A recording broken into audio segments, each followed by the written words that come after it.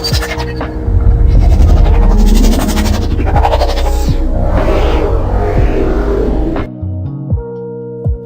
up, fam? How we doing? QTTB. Nice little run of this morning. Small caps trying to get a little spice back. Maybe SMX does bring it back, but again, like I was just saying over on the morning alerts, we'll really know about an hour after the opening bell if we really have some small cap spice back in our life. That's the truth about the thing right now. I'm going to take a little bit more on QTTB. I am at 497. It's hanging up right here. I'm going to move this line up. It's hanging up off the old resistance, new support line right there. So I am out now and only down to 250 shares.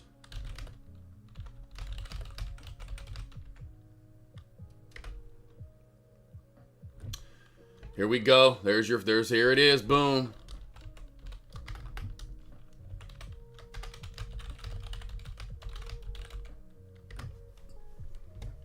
There's level 2 right there. There's level 2. There's level 2 right there. Beautiful. And this is a support area. That's why I really want to be out 3/4 right here, just in case it does come down a little bit more. We do have an uptrend channel being built right now on AHMA, AHMA. We'll see how long that uptrend channel lasts before it either explodes off of it and takes the mob truly away from QTTB.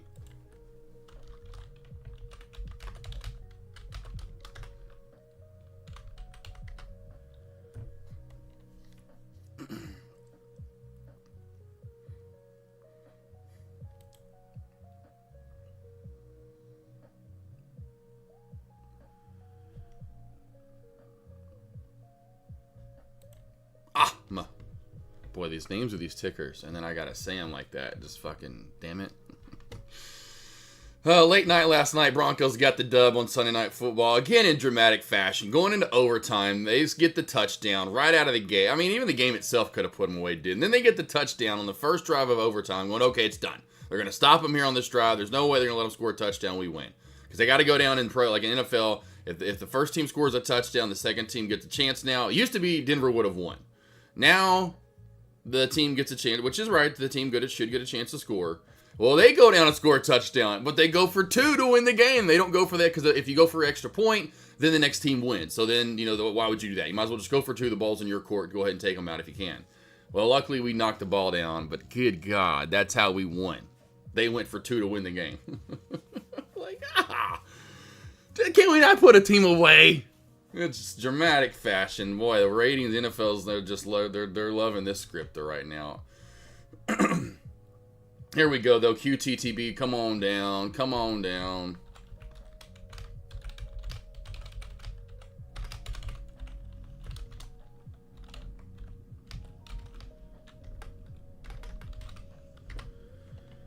All right.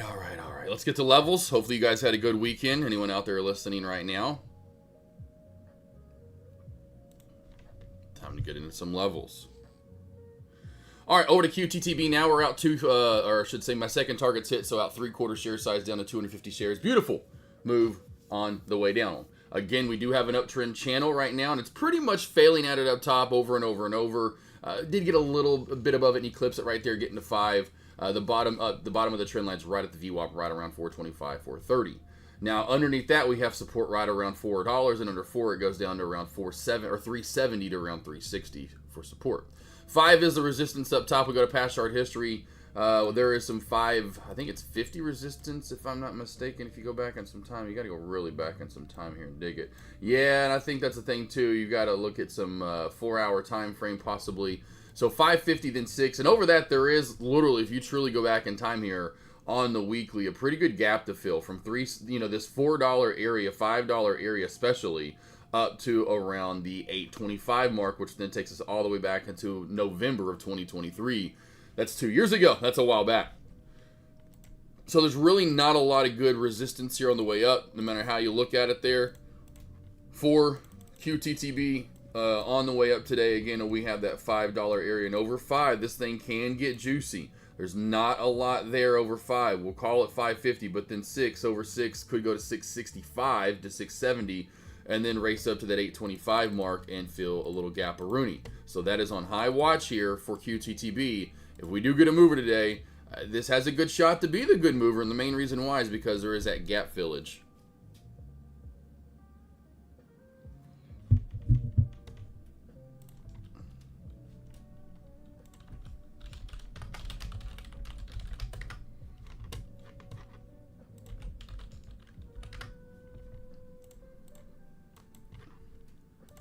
boy, we've got... It was pretty slow this morning to begin with. Let's see if any of these plays can hold up, though.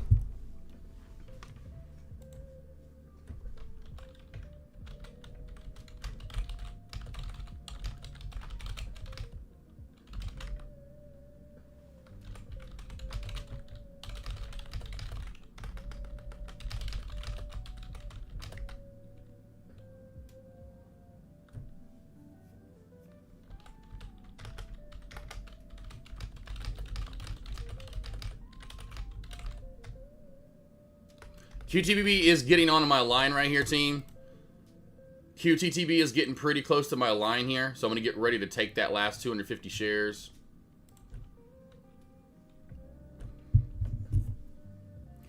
All right, let's go over to AHMA. Ran up today. Now, again, not a lot of good levels have been built in, but I do see a trend line that was formed. It wasn't a great one. Kind of forming almost it could have been maybe a W on it, but we just failed that. Support to me is right around 875 roll. Under that, watch for a move down. The real good support's going to be down around 7. 7's going to be the best bounce area. Now, on the way up, a lot of resistance around 1150 to around that 1250 mark. And then going back to past chart history here, this is a play that, if I'm not mistaken, is a newer IPO play. Announces yes, so it's a new IPO play. This doesn't have a lot of resistance, so this could really start to take off here over this 1250-60 mark.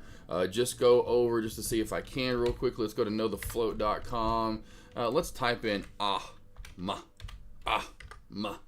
Oh, there's no data found. Okay, well, sorry. I'm sorry. Such a dang it. Know the float. All right, we're gonna go over to FinViz and check out AHMA. Oh, come on here, Josh. What are we doing here? AHMA.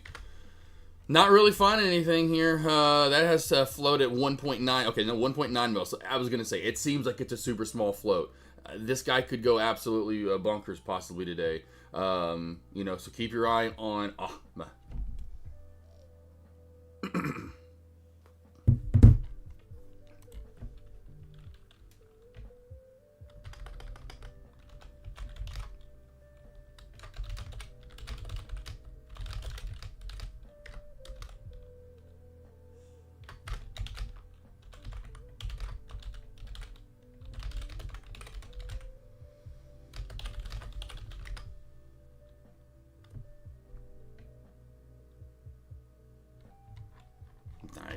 Nice. Here we're getting it.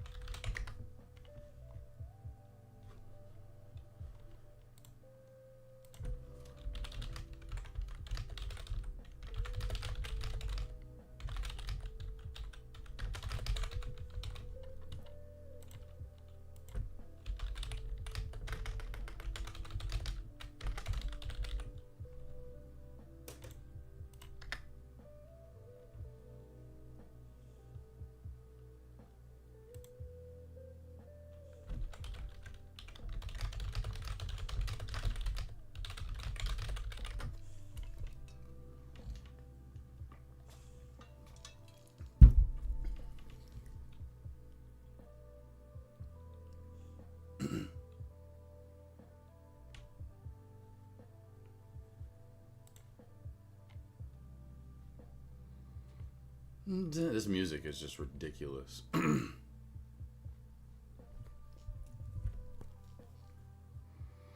All right, FTEL up this morning. I think this one has a PR as well today. So FTEL, we've seen this one run in the past.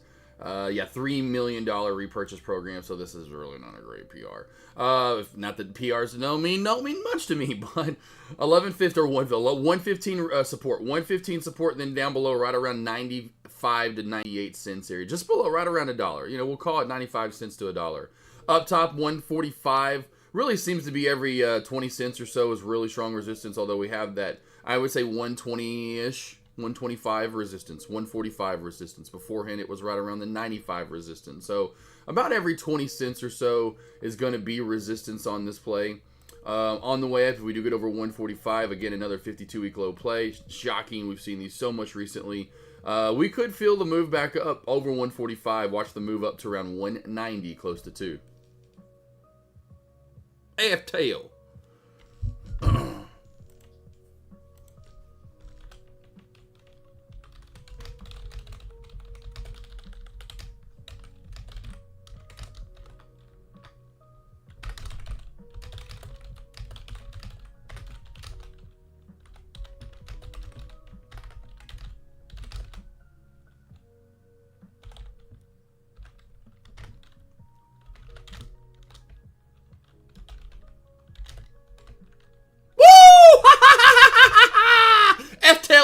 I mean, QTTB, baby.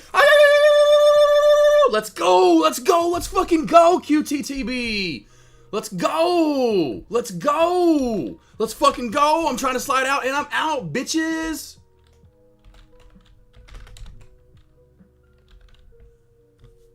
Let's fucking go. Let's fucking go.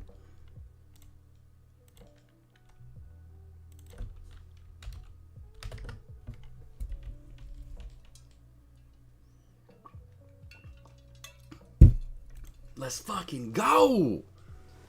Hey. Ooh, ooh, hey. What's up, King Line? How you doing, brother? Hope you stayed in with me, QTTB. Super banking right here. Just got out, last 250 shares. Beautiful. This is how you walk a play down. You get that 12 mil. This play may go down even more because it's cracked the uptrend channel now. It's one of those things where I'm like, oh, I gotta just take it, Josh, because I was doing the morning alerts, talking to you guys, and then, well, the huge, the big red candle comes in. We go down from the 435 mark right on down to the 14s. Beautiful. Absolutely gorgeous right here. Hopefully you stayed in long enough and kind of understood a little bit bigger flow here. We can trade this. Well, hold this trade longer when you have that 10, 15, 20 mil.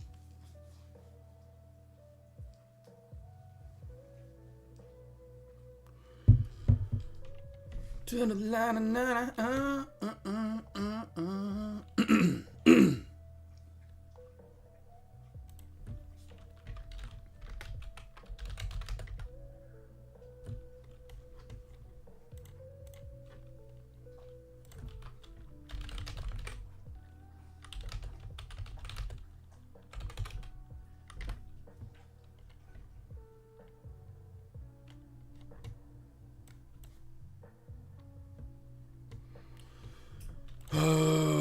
see, I saw it could run as A, so I decided not to go. Okay, got you, boss. I thought it was 4 mil. What's up? What's up, beautiful? How you doing listening today? I want to be like, well, you listen, you got plenty of time to grow up. I don't want to grow up. I'm a Toys R Us kid. Listen, I haven't grown up. Like, literally, when I went to my family get-together on Thursday, I'm just different. I've realized that, just definitely different, aging differently. Just still have that energetic, childlike mentality. It's always happy. Luckily, too, finding the positives always in like, God, this place is about to crash for more. Don't chase it. Don't chase it, Josh. Let it go. Oh, it's about to dump for more right here. This right here, I guarantee you watch this before this candle. Here comes some more sell-off. Oh, there's some buying on the tape here, but it looks like it wants to die. There's too much red here. Too much red. Check out the level 2 real quickly. Yeah, here it comes down. Here she comes already down. Ooh, look at these orders start to get eaten up right down here. We're going to crash down to $4. Watch this. Watch this. If we could, oh, there's some 4 right here. See these big orders coming in, trying to hold the play up. Oh, they're getting lucky right here in this candle, but that's what's holding the play up. There's a big order starting to come in here. Anyway, but yeah, I mentioned that on Thursday at the Thanksgiving get-together, dinner, whatever you want to call it. We eat earlier, so it's weird to call it dinner because we do ours like at 2 in the afternoon. Well, we're there at 1, and then we eat relatively, within a little hour. We talk for a while anyway, but yeah, so yeah, no, Mom wanted to sit with me, but I was sitting with kind of like my cousins. They're essentially my cousins. They're not my cousins. My aunt never married this guy named Brett. Brett had 2 kids. She started dating him in the early 90s, so anyway, I'd go hang out with them a lot.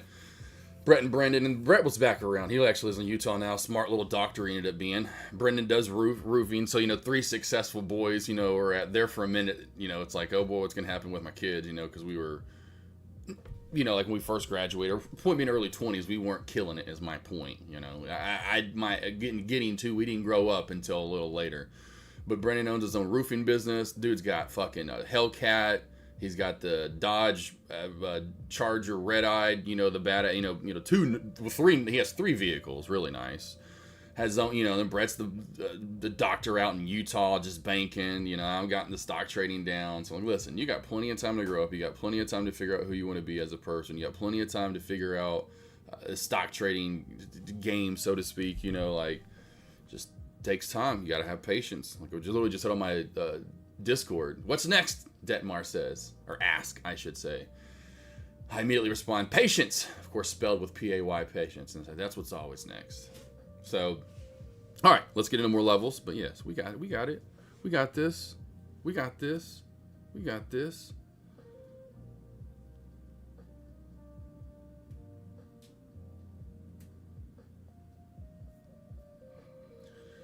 All right, for your small caps, that is it for right now. Let's see if we have anything else pop up here. Of course, we are at the top of the hour now. So usually, typically, we would get something new here at the top of the hour. We did not today. I think a lot of the reason why is because QTTB is already up about 100%. We have FTEL doing a decent move, and of course, you have AHMA up over 100%. So you've got two plays right around up 100%. I would have thought today would have been QTTB, where we get one play, we're good, that's about it. Then we get down to like FTEL, and then after FTEL, it gets really slow and dead into the 20% range. So again, like I've said, in my opinion, we will see an hour and a half from now where we're at in the stock market for the small caps. Are we back? If so, then we'll have a runner and something's moving still. So that'll be the key. Again, about an hour or so after the opening bell, an hour and a half from right now. Small caps, better than I anticipated. Oh, I have to give SMX levels. Shit. Hold on. Let me give SMX levels. I gotta give those.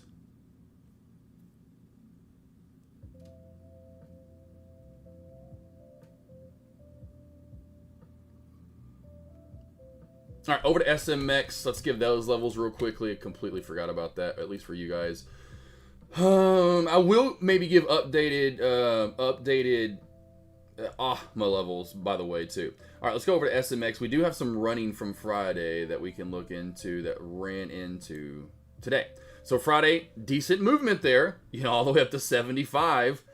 Jolty, halty, still good. Still some good movement there for a Friday. On the way down, the major support to me is in the 40s, 45 down to 42.50. Now, again, you have to give this some range if we get to moving today. Not crazy movement this morning, but as far as range is concerned, we have about $11 to $12. On the way up, it's pretty apparent on the 56.50. After hours Friday, pre-market, 56.50 and around 57 is going to be strong. Now, if we get over that, watch for a pop to 60. Over 60, we're going to get to that 63, 65 mark. But if this thing gets to blowing like it did on Friday, and you saw it do this on Wednesday of last week, she can run. She can get nasty. Blow through levels. Main one's going to be 75 up top. That's the key, 50 and 75. Do we hold 50 right out of the gate here? And that's your other key level before 45. And that's always the key level for these movers that get from the teens or the single digits or whatever you want to call it. They really maybe have never been here, or if they have, it's been forever. And it was just a slow and steady. It wasn't like this, a volatile mover when it was in those areas. So when you have these volatile movers, 50 and 75 is key. Over 75, what do you think's next? It's 100. Gotta turn the sleepy music off. It's making me sleepy on a Friday. And holy shit, there goes Ahma.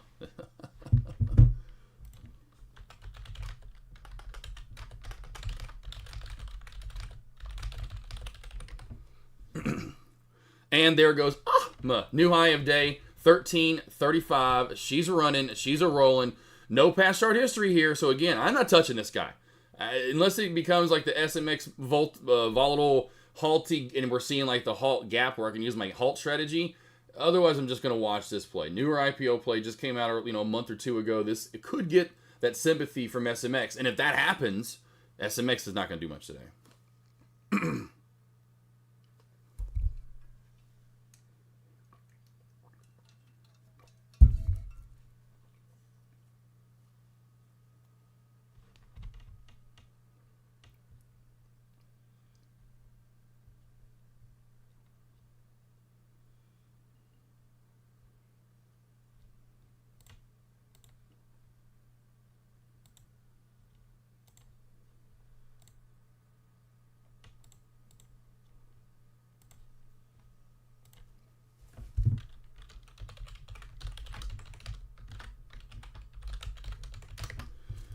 All right, let's get the large cap levels. All right, over to the large cap levels now. I'm going to go over to the big dog just so the traders over on my live stream can see this a little bit more cleanly. when I give these levels here. So let's get over to the big daddy. All right, on the way down today, we do have a little double bottom support, not only from Sunday, but this morning. Pretty much you're going to have to give the generality of right around 678. Under 678, watch for a move down to around 677.20. Under 677.20, we're going to head on down to around 676. Boy, oh boy, oh boy, oh boy, oh. What are we doing today, Spy? After 2 smaller days, because of it being Thanksgiving, Wednesday wasn't a shortened day, but not a lot of movement because the day before Thanksgiving, then Friday half day, of course, not a lot of movement, right? I feel today is going to be bigger, but I'm going to go one more level down, which would be going back to a couple of Fridays ago, high of day, which is 675.65. 675.65, normal low of day. Ultimate low of day then goes down to 6. I'm going to actually include that in there. 675.50 to 675, normal low of day. That then also goes into the Monday of that week a couple of weeks ago. Of course, I mentioned the Friday.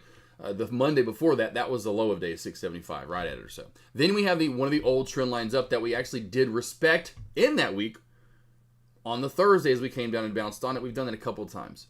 So 675 to 675.50, normal low of day. Ultimate low of day goes down to 672.50. On the way up, 680 resistance. Over 680, we move up to 681.50.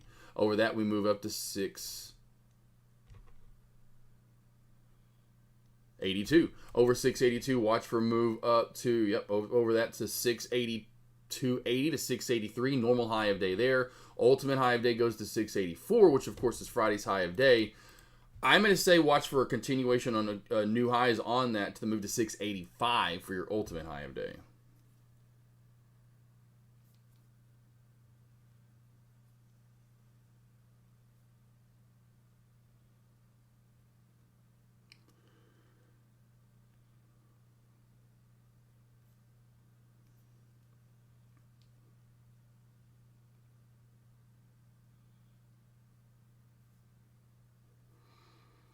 All right. Let's keep going through these. Apple here. Apple's still ugly. So, again, now we're doing the same thing, even though we popped up finally out of that 276.77 resistance area. Now we're just doing the same freaking thing again.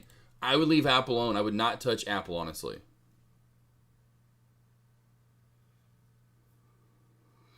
All right. On the way over here, we have...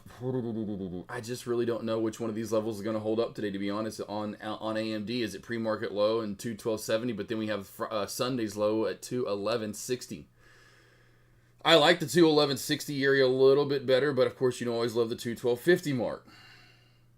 Take both of those with a grain of salt, in my opinion. Now, neither of those I like a lot. The one I like the most is down around, and it just correlates with the number then in the end. I like 208.75 area. 208.75, normal low of day. Ultimate low of day takes it right back down to the lows from Wednesday, 207.50. It's also a nice good reversal area from the Friday before. Under 207.50, watch for move down to 206. And I'm going to go with 206, maybe here below it. That's last Tuesday's high of day, last Monday's low of day for ultimate low of day. On the way up, resistance is going to be at pre-market high. That's also pretty much last Monday's high of day. So we're going to call it 216 to 216.35 resistance. Over that, we move into Friday's really short and gross choppy of a day. 218, normal high of day. Ultimate high of day. Going to continue this little uptrend channel that we're on as we base down at 195 here and pretty much double bottom there Friday before last and last Tuesday. Ultimate high of day takes it back up to 220, which is Wednesday before last, low of day.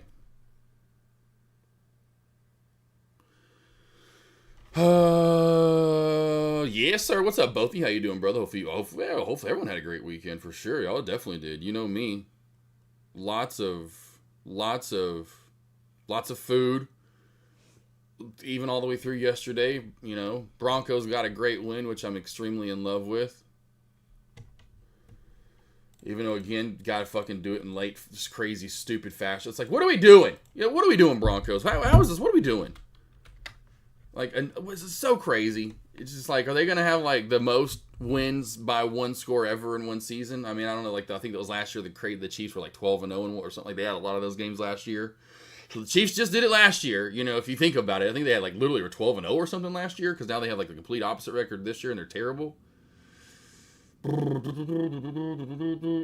I'm not a big fan of Baba for sure, and I'm gonna leave B alone for now. B, I'm just not a fan of it. It had a couple of really sexy days, and then had a couple of okay ones since then, but I'm just not. It's kind of, it moves, it moves, it does move, but I'm just not a big fan of it.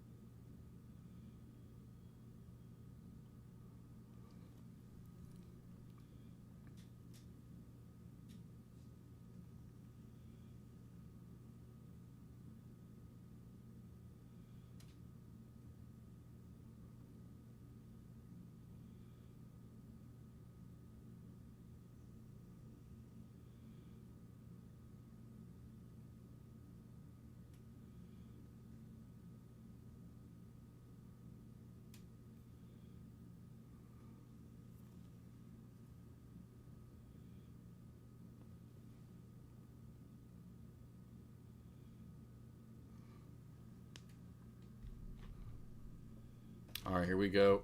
Keep continuing here. Got a request to do the cues real quickly, so we'll go straight to the cues. Just going straight to the cues. All right, over to the cues. Got someone that needs these like right now. All right, we do have a downtrend, honestly, forming from pre-market onward. Now, again, this is going to correlate like it usually does a little bit with the SPY. That double bottomish look from Sunday here in pre-market. This one's right at that 212.50 mark, so 612.50 there, support on the way down. Then we have Wednesday's low of day at 610.50. 610.50 will be my normal low of day. Ultimate low of day then goes down to 608.50, 75 area. And then under that for one more pullback down to 606, ultimate low of day there. Now getting back over Wednesday's high of day and this pre-market high, right around 615.85 to 616.15 is going to be key. If we get over that, we're going to see a nice good surge up to 617.85, and then over that, watch for move up to Friday's high of day. Of course, like the SPY, normal high of day there, 619.50. Ultimate high of day takes it to new highs in the run, continuation to 622.50.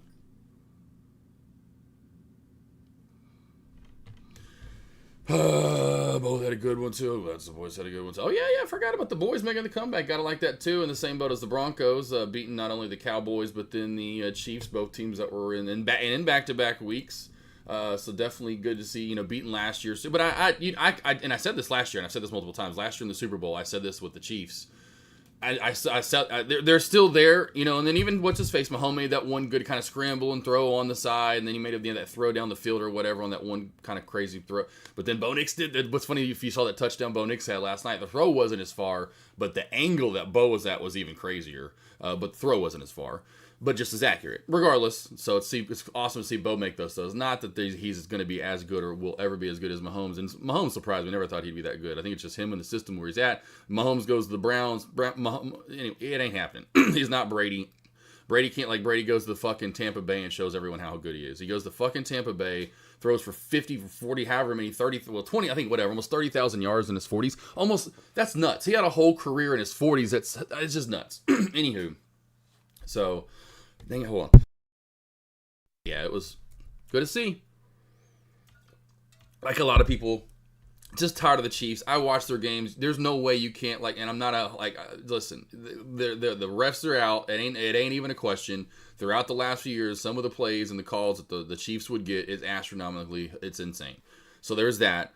I'm not a big fan of Mahomes. I can't stand like Kermit the Frog. Never been a fan of Travis Kelce, ever. And then you add in the Taylor Swift shit. Oh God. I mean, how can you how do you like them? It's almost annoying. They're just in your face. Listen, I did like Brady and the Pats at first. I was like, hey, yeah, they're always winning. Well, then I grew to respect it, and these guys are just good, and especially Brady. It just was kind of those things whatever, it is what it is. But I just with the Chiefs, get it out of here. And especially being in my conference. So I saw that in the Super Bowl last year. They're getting older. Their time is getting there, so which is nice to see. But But anyway, yeah, it was. What's up, Jay? What's up, Jay? Doing a little Cyber Monday fun day over here. All right, on the Cyber Monday fun day, Google with some good levels here. We do have, like most of these tickers that I'm seeing, we have a pre-market low and a Sunday low. Now the SPY and the Qs, their Monday lows a little different. Pretty much even. These are not throughout the rest of the board. So we got 315.45, and then the real better and more stronger one I see is at 314. 314 for Google here, strong support on the way down. Now on Tuesday, Wednesday, and Friday, we pretty much held the same levels, this 317.50 mark as low of day every single day. So we are we going to create new lows here overall, and then how far down do we go? That's going to be the key here, because I want to leave it at 314 normal low of day, but I feel there's a reversal on Monday that could be that new low and bouncy area. But I'm going to go there at 312. 312 normal low of day, ultimate low of day under 312. Sorry for any 311 fans. I had to go with 312, but it's going to be a bigger one, but look for a move down to 308.60, 307, 308.60, or if I can talk, 307, or maybe a tad below. We'll call that ultimate low of day. Now on the way back on up, we got some lines in here to get over, and the strong ones we got two strong ones. We'll call it 319 and then 320.25. If we get over 320.25, watch for a squeezy-eenies up to 321.65. And over 321.65, we go to 323. Normal high of day at 323. Ultimate high of day goes to 324.75 to 325. The high from Wednesday, a lot of pre-market resistance on Friday. And over 325, watch for a squeeze up to Friday's high of day of 326.80 to 327. So the opposite of the ultimate low of day, $20 below it. Goog. Okay. What do we got going on in the small caps? Okay, cool. Just slow and steady eddies. Nothing going crazy ballistic right now.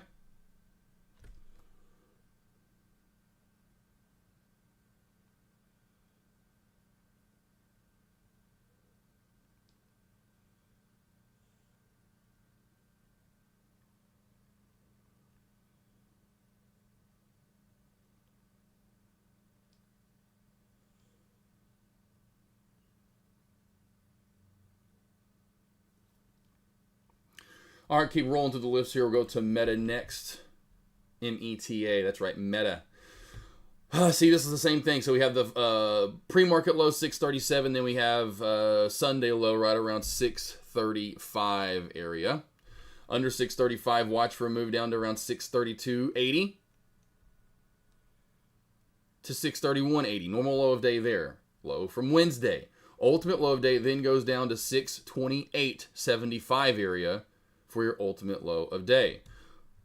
On the way up here, we're going to have some strong resistance right around 641.70 to 642. Over that, watch for a move up to 643.80.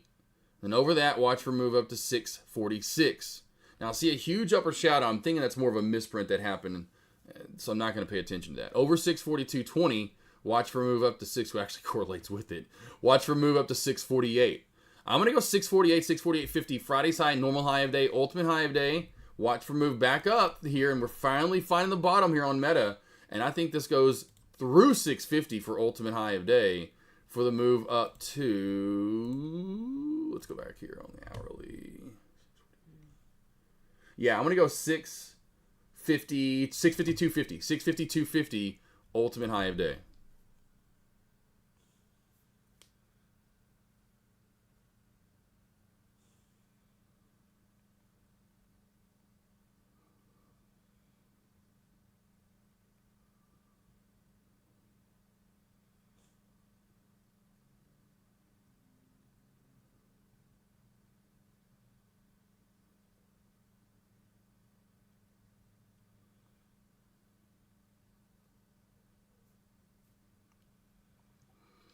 All right, over to NVDA, and if I'm not mistaken, this one was pretty ugly here recently, and it was one that I'm not a big fan of giving you guys levels, and yeah, it's just ugly. Ugly sauce, ugly.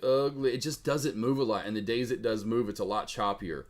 There's not really a clean-cut day, honestly. Just really, and then it goes different across the board where some pre-market low, this one's actually lower than Sunday's low. I'm just not a big fan of NVDA. I mean, even going back to Friday, the 15-minute time frame, the thing went straight down and then just did this really weird chop. And there's a massive upper shadow, then a massive lower shadow. And I'm like, were those misprints on Friday? They've got to be, because I'm seeing some on other days too as well. I'm just not a big fan of NVDA. That and Apple have just turned to just nasty, sour, poopy sauce here recently. So I just wouldn't day trade NVDA, to be honest, as of right now. I mean, the only thing I would be looking for on NVDA would be reversals, to either side. So, like, I like this 176.50 for a reversal in a short. I really like the 178.75 area for a reversal in a short. For bounce plays, I just don't think we have anything too nice, really. We already unfortunately found it this morning, which was 172, we'll call it 173, which is the low from Friday before last. That's where we bounced off this morning. So the next best bounce play is going to be our last Tuesday's low, right around 169.50. So those are the levels that I'd be using in looking for bounce plays or just reversals, essentially.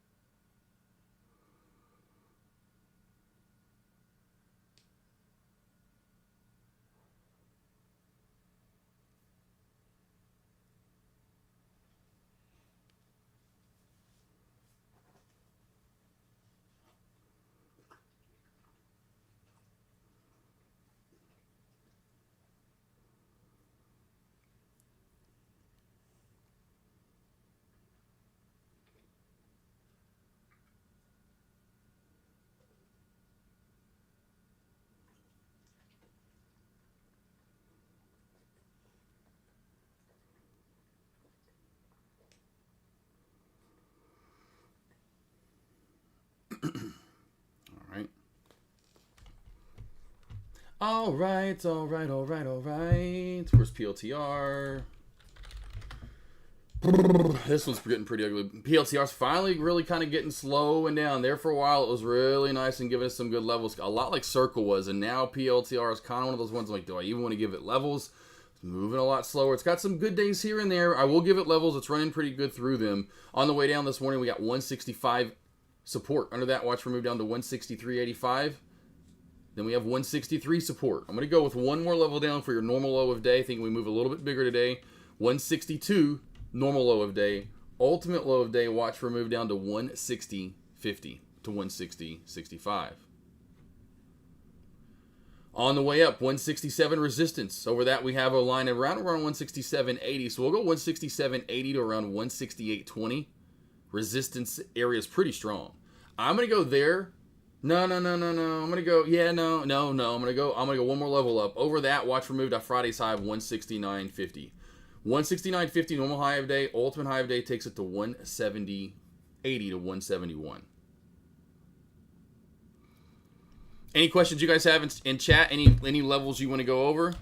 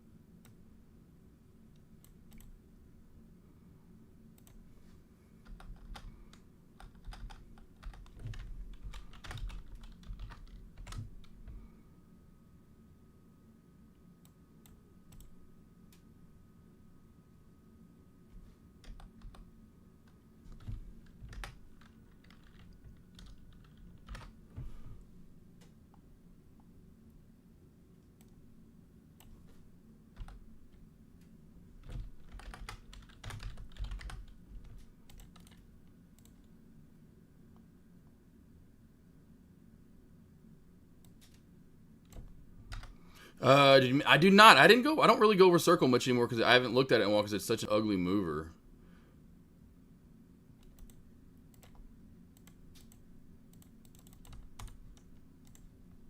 I'm trying to put this out there real quick, Aussie chick.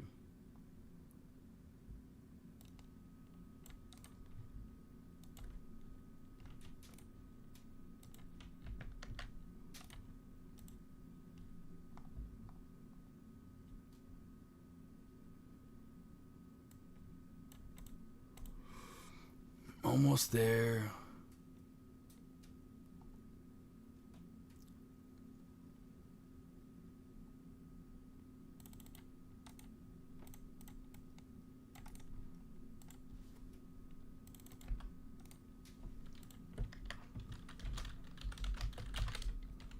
I'll talk about that more. It's just copy and pasting. I will go over that in a second, though.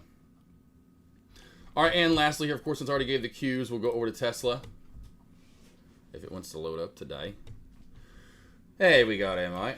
And we have a line working out there. 623 support this morning, right around 623.15. Under that, we go down to 621.80. It's under 621.80 that we got another okay move to 620.50. Under 620.50, we got a better move down to 6. I keep saying 6, my bad team. 417. 417, normal low of day. That's the low from Wednesday. Ultimate low of day goes down to 415 to 414.50. On the way up, resistance is going to be strong right around 626.40. 626.75 area. Over that, watch for a move up. And I have a line here from past chart history. I would say 628 to 628.50 area is going to be strong as well. So that corridor from 626.50 to 628.50 is going to be tough titty, said the kitty. And then even getting through that, you can tell on Friday where we have that real choppy, ugly movement. To me, on the way up is going to be it's going to be a lot harder. Now, what we need are one of those days where we just have a huge Scud missile skyrocket where we go flying up like last Monday. And that would be huge to get us up and out of this territory, because even then we have 430.35 resistance, and over that at 432 to 432.50. Now, I am going to say Friday's high of day is normal high of 432 to 432.50. If we get through that, then we're going to have a good move today. And in my opinion, watch for a move up to probably right around 637.50. And I'm going to go ultimate high of day there.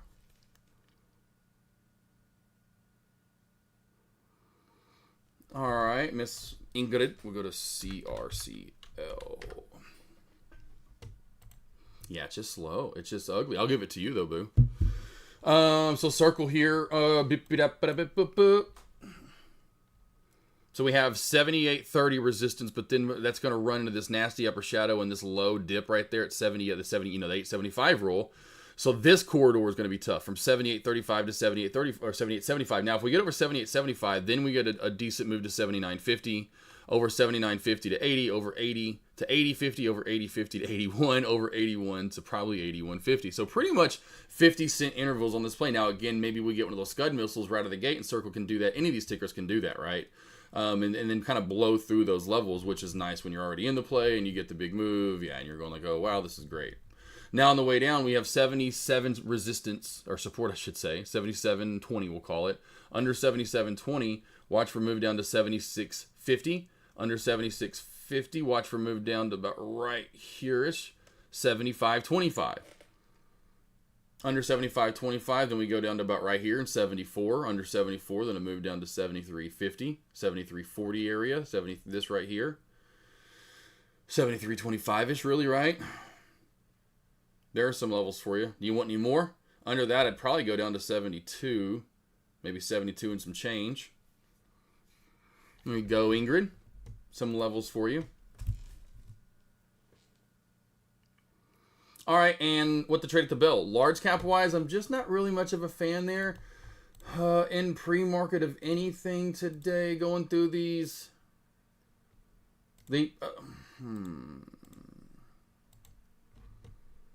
I do feel Google and AMD should give some good range today in movement. We are in this kind of staircasey down in a lot of those plays. Meta's different. A lot of the staircasey down, though, for most of those plays. So you don't have a good opening bell break, is my point. You have to then kind of wait for trades to come to you. Now, out of the bell, I think Meta has a setup to really get a good squeeze. So out of the bell, Meta's my favorite. Out of the bell, I would go Meta's my favorite if you're looking for a move right out of the bell and it looks like it wants to squeeze and pop.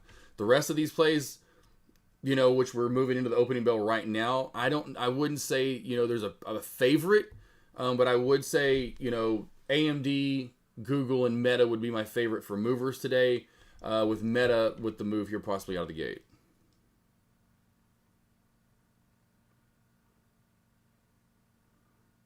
Dang, I thought I had some time left.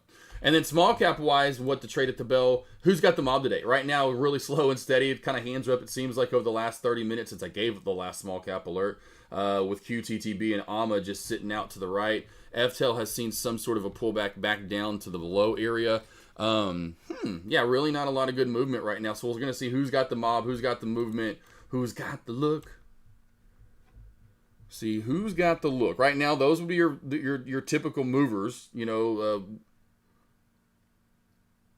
we're seeing a lot of this once the opening bell comes. But my point being, like over the last 30 minutes, my gosh, you know, that you can really tell we don't know who's going to steal the mob here. Is it going to be QTTB or AHMA? SMX is finally cracking 50, like I talked about. That's going to be super key here into the opening bell and onward. That 50 mark, that we hold it, that we pop back above it. So that's really it right now. What to trade to me would be nothing. Sit back and wait for your best mover. We got a great short on QTTB and actually took that at pretty much the low on that pullback, which was nice. And now we're holding yet again that 420 mark. So my levels are still in play that I gave from earlier. On the way up, we're going to have 450 resistance. And then over that, are we going to regain the old trend line up at 465? That's where the old trend line would be at. And then for AHMA, over 1335. So that's a new pre-market high. You know, clean out over that, we're probably moving to 15, you know, over 15, typically 1750, 1875, rolled in 20. Right now, SMX crashing down to 47, QTTB hitting into that 450 resistance area.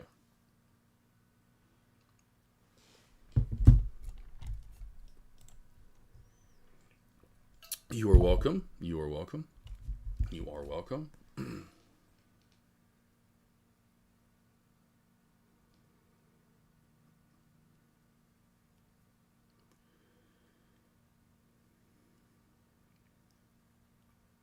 And don't forget the Cyber Monday sales go. Of course, we had Black Friday, Cyber Monday, whatever you want to call it. Sales still going on through today. I had a couple people that hit me up and said they, you know, that may not be able to pay for it right away.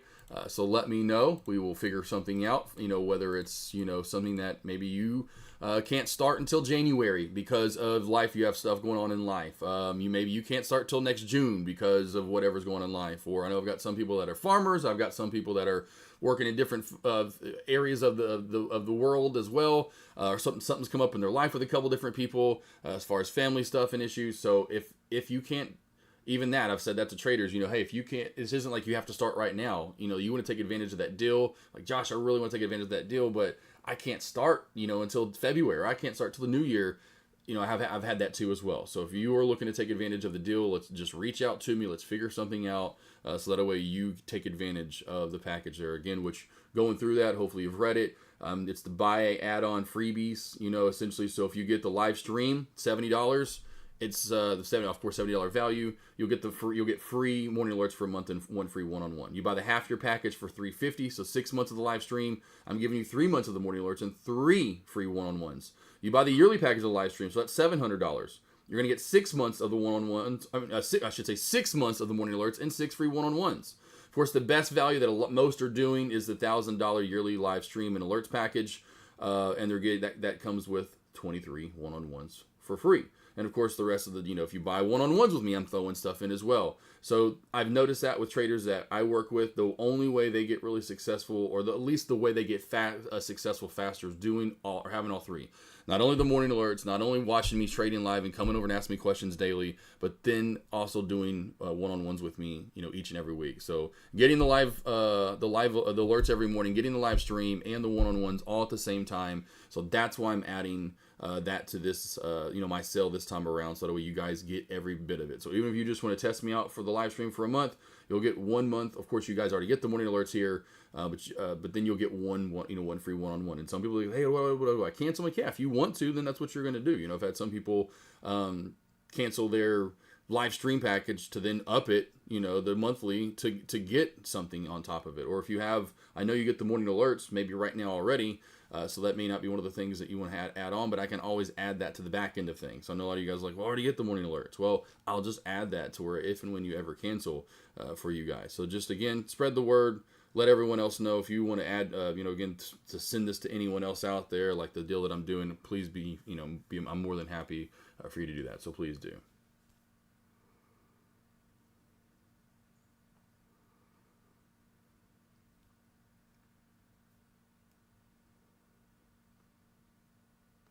Sweet. Also, what I will be doing for you guys too as well here in, I know the opening bell's already coming right now. I'm like, geez, today. But Trade the Pool. So Trade the Pool is putting out some videos this week, this last few days, which I had no idea, you know, when they were putting these out. I wish they would have had a little bit more of letting us know, and we could have promoted it a little bit better. That way they could have gotten maybe some more views. But we finally have put out the small cap series, and they put out a few of these so far over the last few days. So I'll be playing some of these for you guys. They've released 4 so far of the small cap series here. So you got 1, 2, 3, 4. So we have, you know, a lot to watch here and a lot for you guys to go watch. But I will, of course, over lunch hours or when it's slower today, I'll put these up so you can watch them. So they're all about 20 to 25 minutes long, as you can tell here, you know, so it'll be really good. Finally, they're putting those out. And oh boy, here we go. QTTB. Oh, an SMX with the sell-off.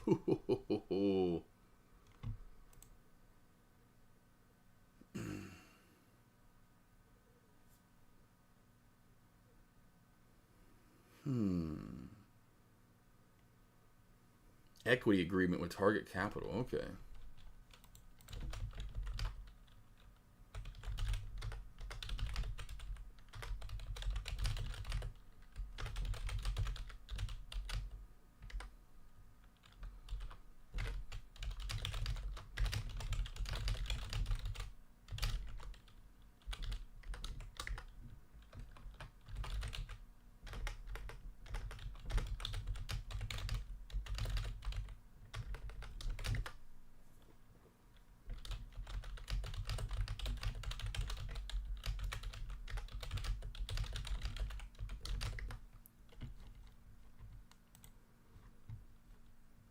All right, so we have QTTB on the way up here.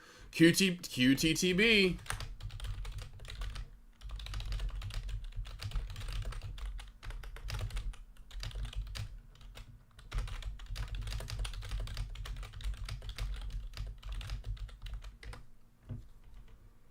All right, so we are holding the old uptrend channel, team. We are holding the old uptrend channel here. So QTTB, nice move up today. Let me go get a hat real quickly. I'm not looking to trade this again right now. 5 resistance is working a little bit. I'm sitting on my hands here. We do have SMX is live. SMX is live. SMX is live.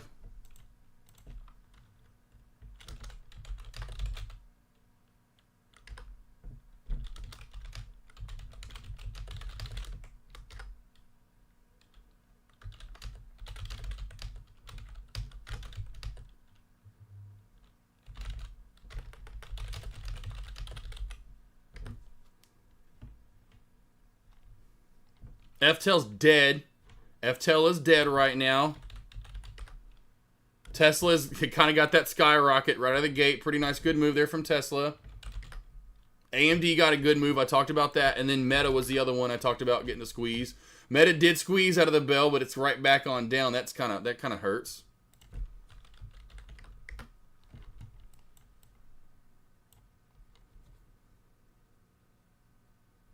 AMA's flat. We do have QTB has not a lot of charting on the way up here. Put that on the morning alerts. I do have a meeting today. Yes.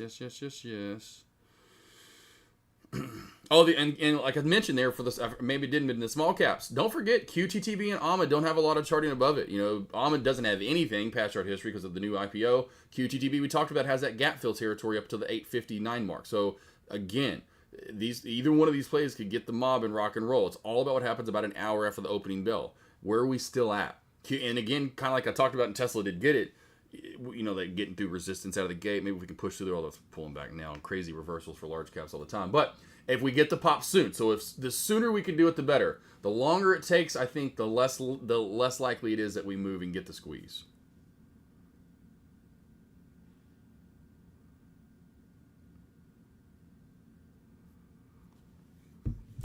All right. Got it? Makes sense there, team?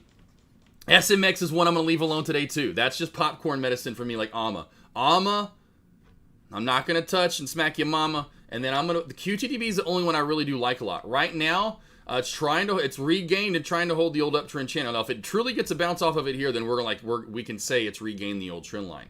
So that's what I'm waiting to see right now. Otherwise, the best bounce opportunity would be back down here at 420. 420 to around 410, 15. That would be the bounce play. If I'm looking to take a trade right here out of the gate, would be the only one I'm looking at right now, team. Would be QTTB. Questions you guys have? Any stocks you want to go over?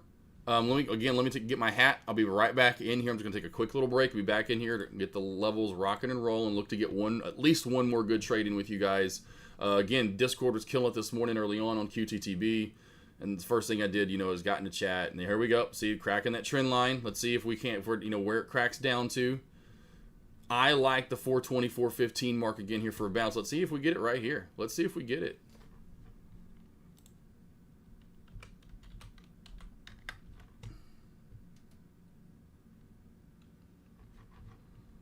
That might be the pullback to where it holds this 450 mark too as well. So that's what I was going to see. And I would like for it to slow down, honestly. Like for it to slow down, become a little bit more of a slow and steady mover. I don't want this volatile, whippy action. If we're going to take bounce plays, I don't mind that for the bounce play. But, look at that, boom, right back on it. So I don't mind it for bounce plays. But, it does get you a little worried about where the bounce is going to come at. But this is kind of what you're looking for when you get your bounce play. You like to get a quick touch, your field, and then right back on up. So you're just right in the green. You're immediately in the green, and maybe even a profit-taking zone. Like if you took this bounce, back into this old trend line up would be a profit-taking area. You got to love that. That's what you're looking for sure. So other than that, I just want this to start turning back into this. Just slow and steady, normal mover here. That would be a sexy sauce right there. All right, I'll be right back on the mic. Hold on a sec. Let me get a little hat. A little something to cover this crazy hair I got going on.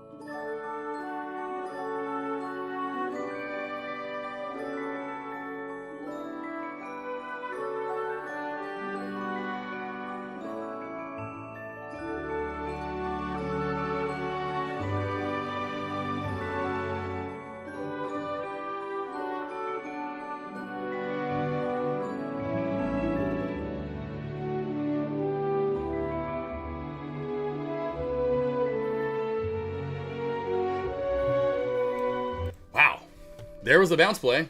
I told you there would be one there. Man. Son of a Gemini. Oh, man.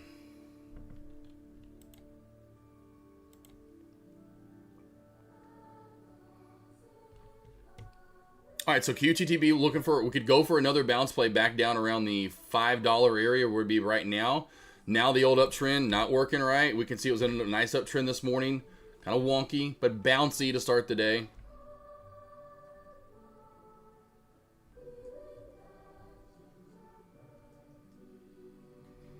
AMD, nice, good move here out of the gate here. So AMD, good mover out of the gate. SPY, real choppy out of the gate. Tesla up and right back on down.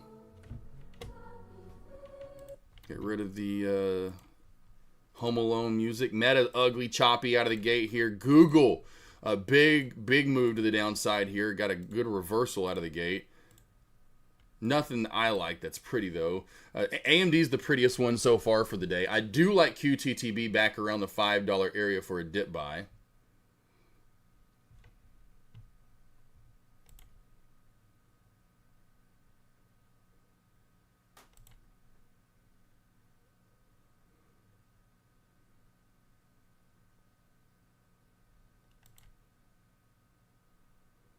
SMX is halted up.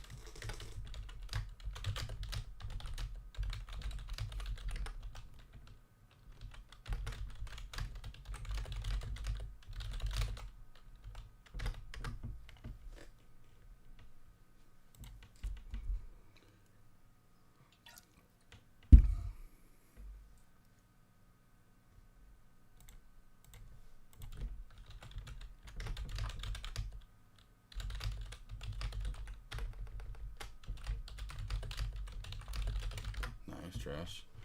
Is Circle flying? Is Circle flying the one day we bring it up? Yeah, nice good move there. Nice good move here now out of Circle. Nasty first candle of the day there. Good God almighty. Nasty first candle of the day all over the place, but finally getting a nice good move here. Did you invest in a Circle too, like PLTR or anything? Is that why you're looking at it, Aussie Chick? Or you just like it? Just move? I just wish it would start moving like it was moving before. It's just, I just stopped looking at it, and it really probably would have been a nice one to trade, you know, on that staircase on the way down, because that's all it was doing over the past, you know, few weeks was that staircase down. So it probably would have been pretty nice to trade a few of those days. Not every day, but some of the days there was some decent movement. Like after earnings was a good one. It was just staircase down that day, and then Monday before last was a pretty good one. Wednesday before last was a pretty good one, and then it just has been kind of then trying to find its way back on up.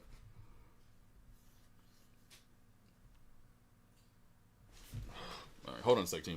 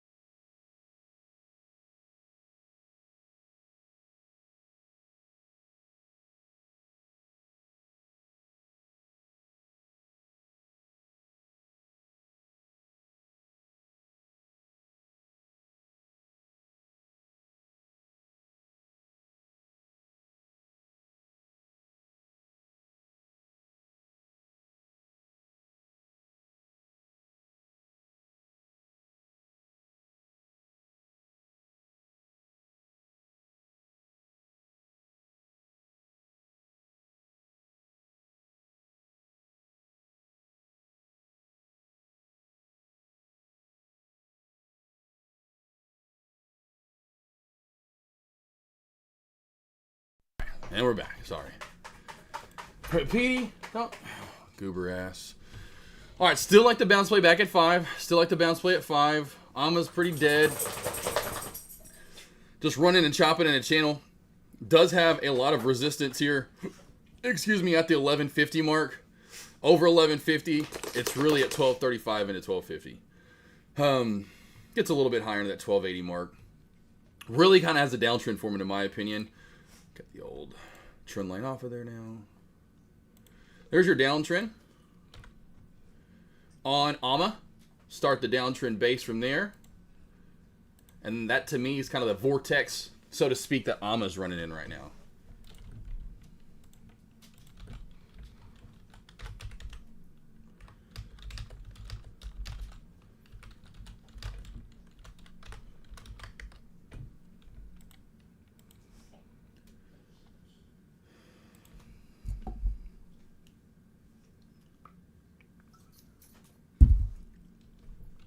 Stay down, Merlin. Hey, Merlin, stay down. Stay down, Bubba. SMX now tight. Qs are taking, not Qs, but Qs and SPY a little bit, both taking off there.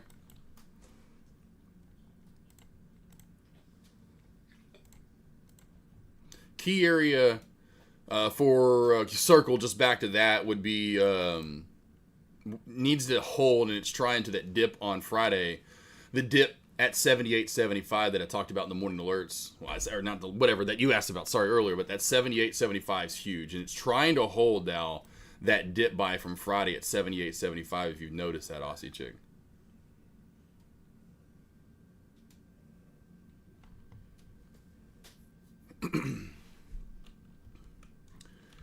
We got AMA testing the downtrend here.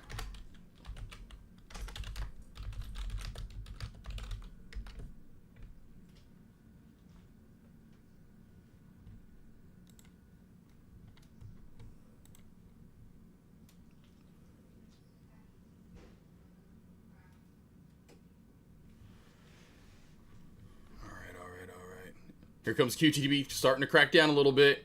Again, dip by $5, $5.10, $5 area for QTTP.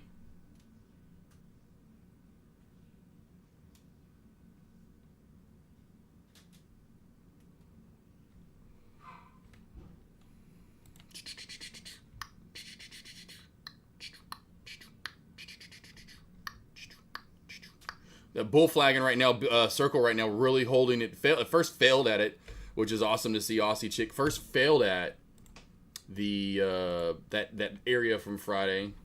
You know, circle did. Just charting right out of the gate. Boom, failed at it, and now we're holding it, and that's that dip buy. Boom.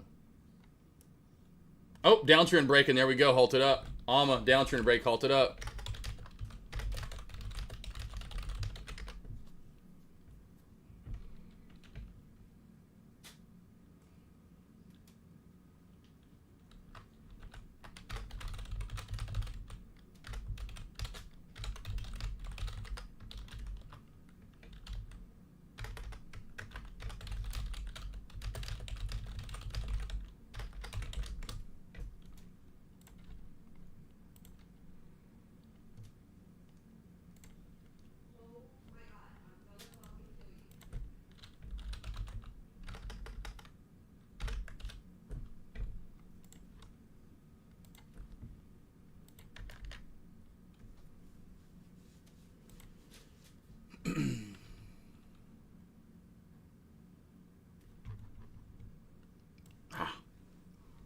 Nice downtrend break, though, right there. Nice downtrend break from AMA.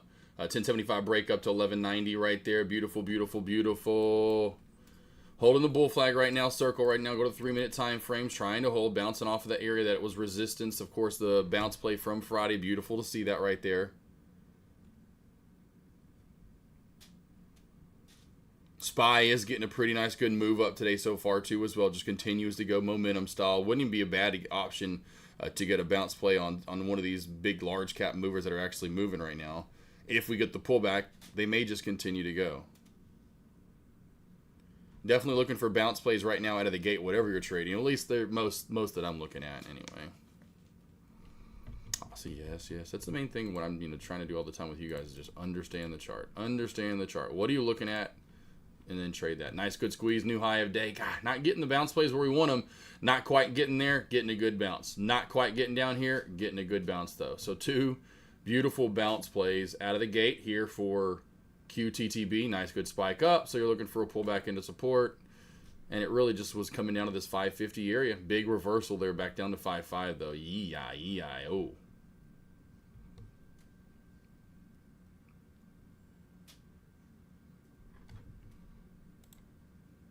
Well, halted up at 55 after on the dot.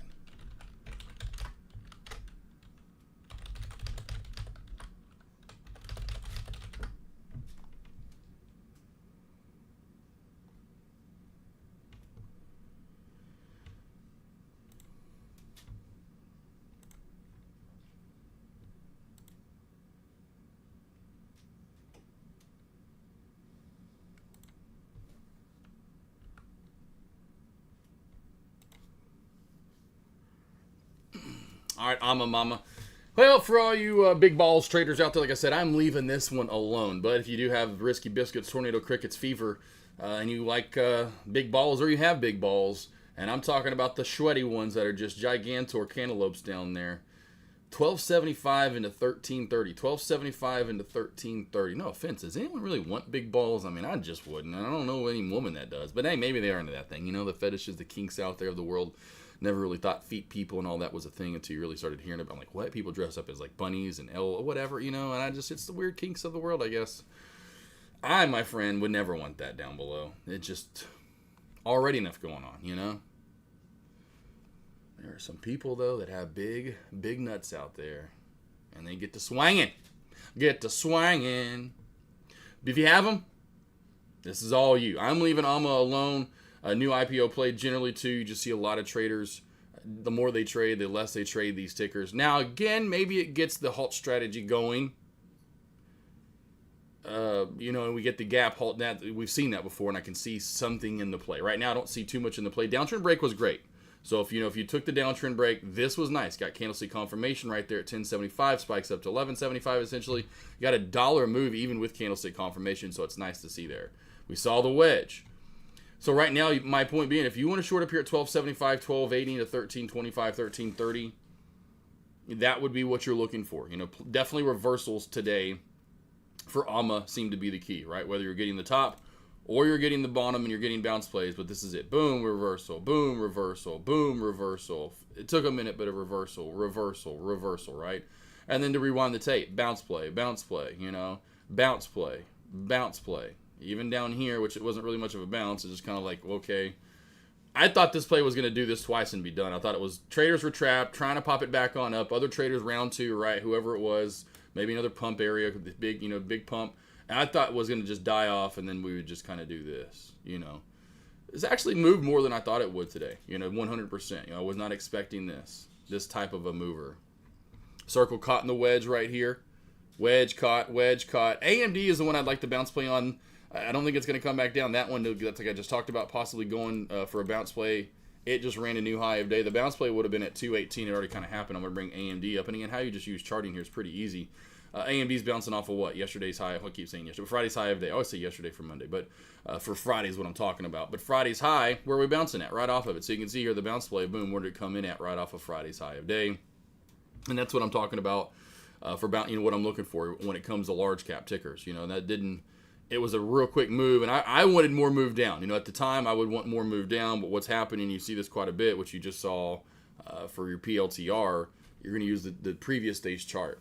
You know, whether it's high of day, it's low of day, it's a key reversal area. We are past a 10-minute halt.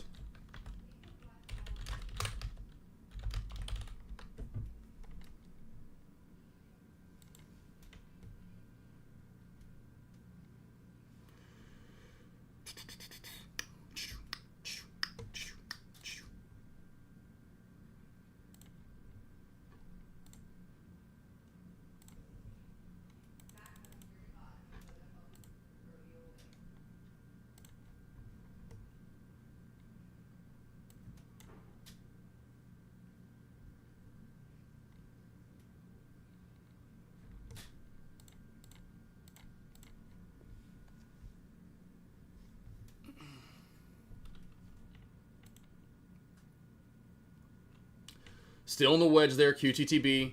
You just pretty much still in the wedge here. Watch for that 550 crack.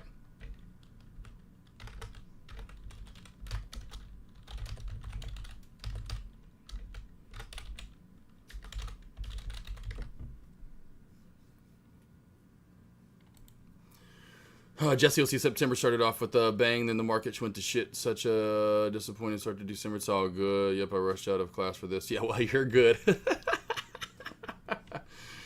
You're good, my friend. You're good. You're good. You're good. You're good. Like I said, it's going to be this way most likely in small caps. Now, we did get a little spice going on this morning with QTTB. Got one good short at the $5 area. Really could have gotten a second one, to be honest. That would have been a great short. I say great, but decent. You know, it was in it for would have been in it for a few minutes. Would have gotten at least out 2 times there, you know, as it came down to your area 450. At least should have been out half. So getting some good movement. But it's still kind of getting this choppier range. You know, you're not getting. It's just going to be what it is for now, in my opinion. Through December, could stay this way, to be honest. SMX was nice last week, and that helped out, I think, today.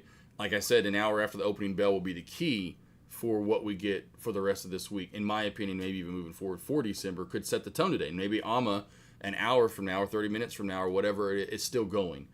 And we're at 15, we're at 30, we're at 20, or whatever. And then at that case, and we could really start to get some heat back. But I'm not surprised that coming in today, before AMA went off, all we had was QTTB meandering around here, which was a pretty decent amount before it hit 5. And like right here, when I kind of first got into my live stream, I was like, well, not surprised. We got one play that pop up, and now we're just channeling. Luckily, AMA provided for a little bit of firepower this morning, too, as well. And then, of course, QTB eventually did too, of course, and started going up a little bit more than where we're at now. But yeah, I was like, wow, because it was below below QTTB, and we're still there, where we have, you know, top gainers that aren't up that much today. They're just not, you know, like right now. Fly's up this morning. What is up? What's this dude?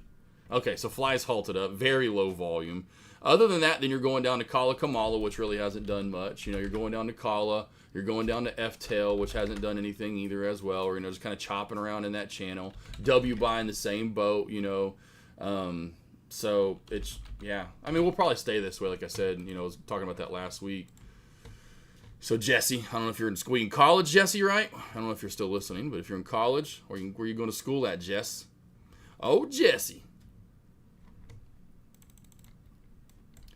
Wedge is getting pretty tight here. 550 resistance, $6. 550 support, $6 resistance. I would like a bounce play back down here at 5. 484, of course, we got the VWAP below us. Would be nice. Would be the area to look to get in there for QTTB. AMA should be going live now. AMA is live. AMA is live and going immediately to a halt up. Or almost.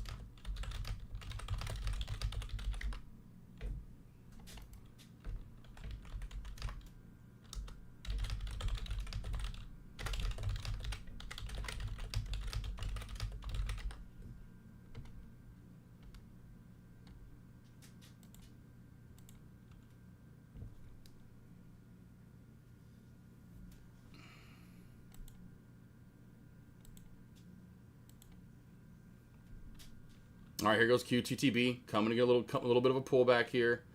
Let's see if we can get down to the $5 area.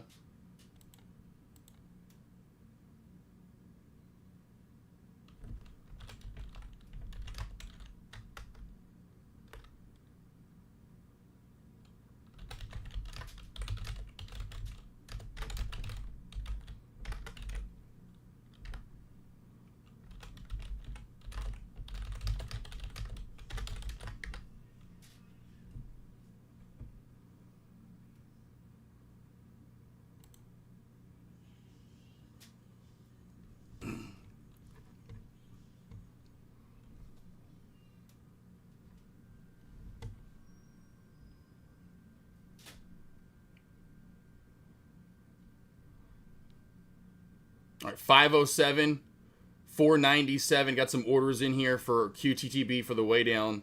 507, 497, 487 to get filled there. That way my average entry could be 497 overall if I get filled all 3 allotments. 500 shares apiece would be a total of 1,500 shares.